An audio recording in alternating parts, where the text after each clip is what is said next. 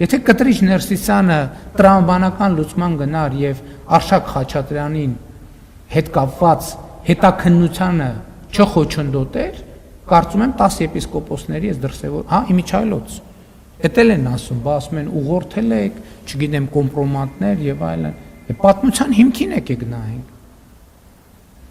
Հենց Կտրիչ Ներսյանը ինքն է խումբ ստեղծել, ասել, այս հարցը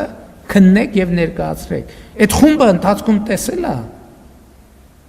եւ առաջին հայտարարությունը ըստ էության պարունակում էր այդ բովանդակությունը,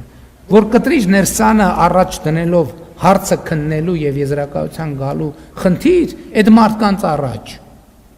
հետո սկսել է խոչընդոտել այդ մարդկանց գործունեությունը, որ ճշմարտությունը չպարզաբանվի։ Այսինքն ուզեցել է, դա ինչ է նշանակում։ Դա նշանակում է, որ ուզեցել է Արշակ Խաչատրյանի դեպքը մաքրի բանի եպիսկոպոսների միջոցով,